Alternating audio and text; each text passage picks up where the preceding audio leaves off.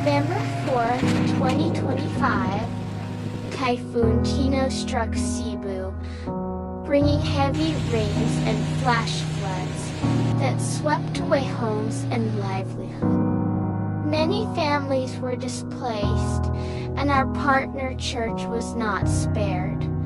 Flood waters damaged the building, destroyed instruments, and affected our members. Ako dahil si Gigi Haberto, mama ni Niljen Dusto.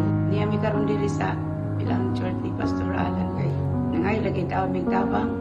Niya ang usabi ka pamilyahan nga nabasaw taon among balay. Nangita mi og kapuy-an amo ang problema sa eskwelahan among gipuy-an papahawaon nami kay magklase na. Salamat ko karon nga ni ami sa church ni Pastor Alan. In the midst of this devastation, our church became a beacon of hope. We opened our doors to those in need, offering not only food and shelter, but also spiritual guidance and comfort during these trying times. Pagbagyo ka naguba amo ang balay tapos wala may nakadala mga sinina or mga gamit tapos na kuan rami sa mga hinabang nagagad rami. Usami ang nabaha, tanan namong mga gamit, butang, mga sanina na nangaanod ani amin karon mga yon nagtabang. Salamat. As Christmas approaches, we remember the birth of Christ, a season of hope, redemption, and restoration.